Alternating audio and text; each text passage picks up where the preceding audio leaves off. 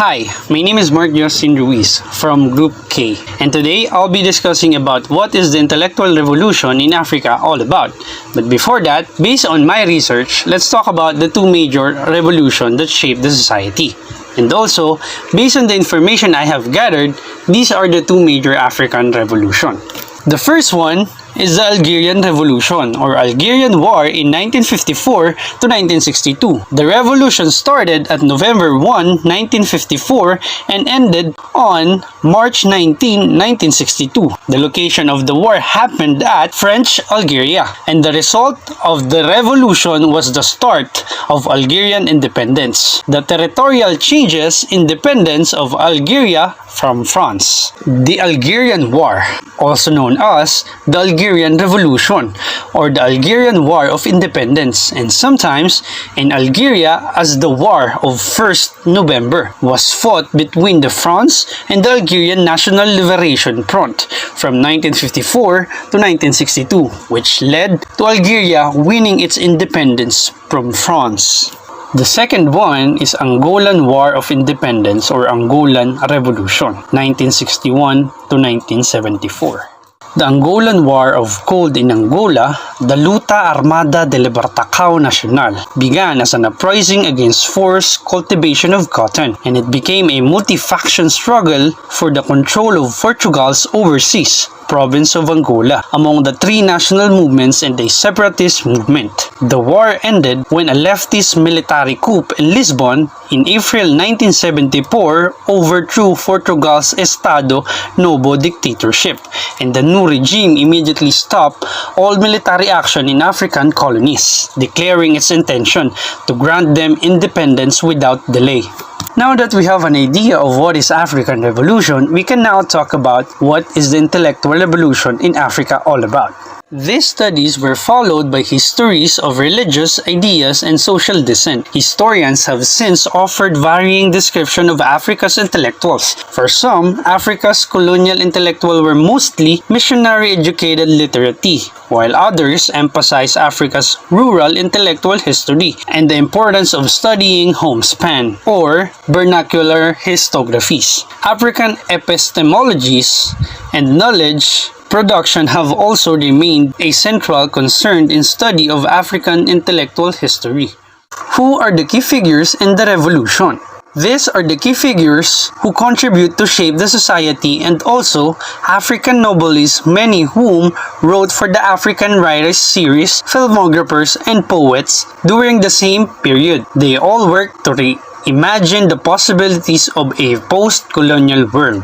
Revolutionary intellectuals, whether living or dead, continue to inspire and lead by example of our young intellectuals. Revolutionary intellectuals are humbled and modest people. They do not inflate their role, nor do they suffer from inflated egos. They remain the beacon of hope.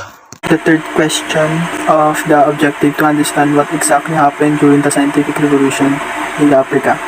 The third question is, how did the revolution advance modern science and scientific thinking at the same time? Based on my research, science class in Nairobi, Kenya, African governments have pledged to promote the study of science and technology. During the times of happened in the Africa at the January 2007 summit at the continent's political body, the African Union's heads to states strongly urged at various countries to allocate at least 1% of their gross domestic product to research and development by 2020.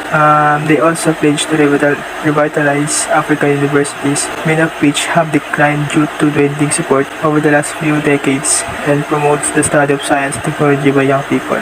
The year 2007, that is the year for the science and technology, the leaders who meet the Addis Ababa in Ethiopia agreed to a series of other initiatives. This includes establishing a Pan-African Intellectual Property Organization to help protect indigenous innovation and starting on 20-year strategy to promote cooperation among states on research in biotechnology. And the next topic is African Science and Technology Consolidated Plan of Action. The plan was launched in 2005 by the AU and the Secretariat of New Partnership for Africa's Development that were called NEPAD. The science plan is intended to develop develop an African system of research and technological innovation to support AU and NEPAD programs in areas such as agriculture, the environment, infrastructures, industry, and the education. This program it helps for the sake of the Africas because it is a power for the innovation of science and technology.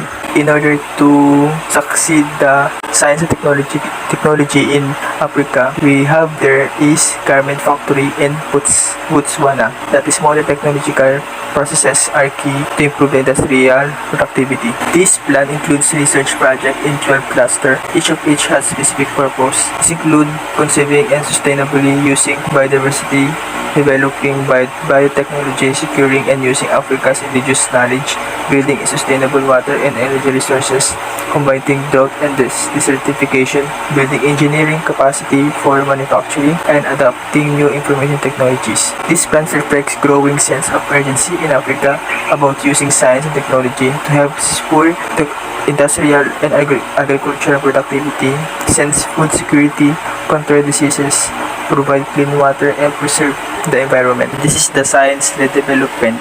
The Sub-Saharan Africa contributes about 2.3% of world gross domestic product, but is responsible for only 0.4% of global expenditures in research and development, or R&D. With 13.4% of the world's population, the continent is home in only 1.1% of the world's scientific research. It has about one scientist or engineer per 10,000 people, compared with 20 to 50 industrial nations.